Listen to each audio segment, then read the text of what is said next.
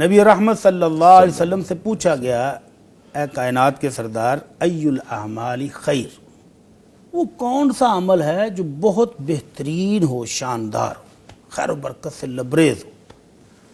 تو آپ نے دو خوبصورت باتیں بتائیں. فرمایا تطعم الطعام، لوگوں کو کھانا کھلایا کرو، وتقرأ السلام علی من عرفت ومن لم تعرف، اور سلام ہر مسلمان کو کیا کرو، چاہے تمہاری جان پہچان اس سے ہو، واقف ہو یا واقف نہ ہو، جس کے پاس سے گزرے سلام ضرور کیا کرو.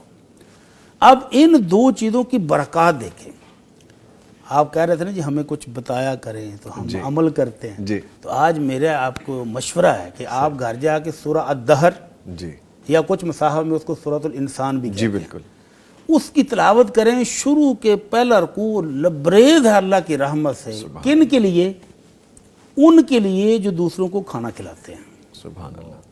اللہ تعالیٰ کہتے ہیں وَيُطْعِمُونَ الطَّعَامَ عَلَى حُبِّهِ مِسْكِينًا وَيَتِيمًا وَأَسِيرًا، میرے مومن بندے میری محبت میں، اللہ کہتا ہے میری محبت میں یتیموں کو، غریبوں کو، قیدیوں کو کھانا کھلاتے ہیں. اور ساتھ کہتے کیا ہیں کہ ہم کسی شکریہ کے لیے نہیں کر رہے یہ سارا کچھ، آپ سے ہمیں کوئی بدلہ نہیں چاہیے، ہم تو اللہ سے یہ چاہتے ہیں کہ اللہ قیامت کے روز ہمیں معاف فرما دے، اس خوفناک دہشتناک دن کی شر سے ہمیں بچا لے، اور اللہ ہمیں اپنی رحمتوں سے نواز دے. تو اگلی آیتوں میں اللہ تعالیٰ فرماتے ہیں فَوَقَاهُمُ اللَّهُ شَرَّ ذَلِكَ الْيَوْمِ وَلَقَّاهُمْ نَضْرَةً وَسُرُورًا.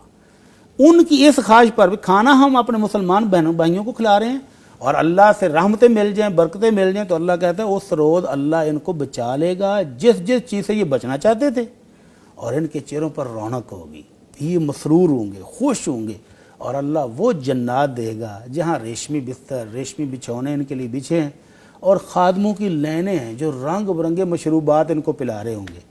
اور سب سے بڑی بات، یہاں کبھی گرمی آ جاتی، کبھی سردی سے ہم تنگ آ جاتے ہیں.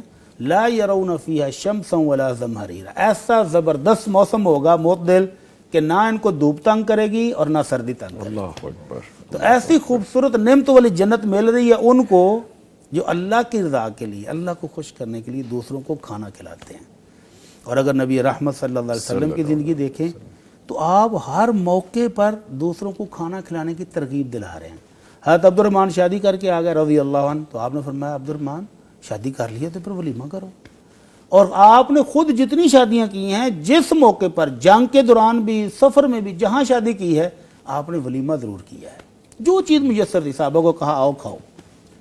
تو کھانا کھلانے کی برکات اگر اس دور میں دیکھنی ہو تو جس بندے نے بھی غرباء کے لیے اپنے گھر کے باہر، اپنے آفس کے باہر، کسی بھی جگہ پر کھانا کھلانے کا انتظام کیا ہے، اس سے پوچھ کر دیکھو، وہ کہتا ہے برکات ہیں کہ گنی نہیں جا رہی. سبحان اللہ. اور میں تو ایسے لوگوں کو بھی جانتا ہوں، کہتے ہیں جی کاروبار ٹھپ ہو گیا ہے، بندش ہے، تو کہتے ہیں یار دوسروں کو کھانا کھلاؤ.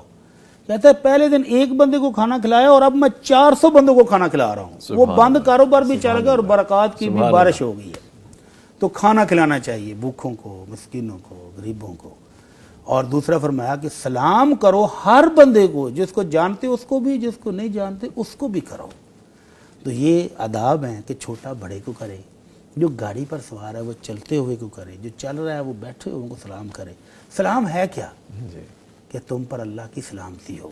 آپ دن میں سینکڑوں لوگوں کو ملیں اور سینکڑوں دفعہ یہ دعا دیں اور لیں، اور آپ کی قسمت میں باریں آ جائیں گی کہ آپ ہر دم سلامتی کی دعائیں لے رہے ہیں. السلام علیکم، اللہ کی سلامتی ہو، وہ کہتا ہے وعلیکم السلام، آپ پر بھی اللہ کی سلامتی ہو. تو یہ خوبصورت دین، سارا دن جب تک ہم سو نہیں جاتے، گھر میں بھی آئیں تو سلامتی کی دعا دیں اور سلامتی کی دعا لے لیں، اللہ کی رحمتیں، اس کی برکتیں لیتے رہیں سارا دن. تو یہ شاندار عمل ہمیں اپنی زندگیوں میں اپنانا چاہیے.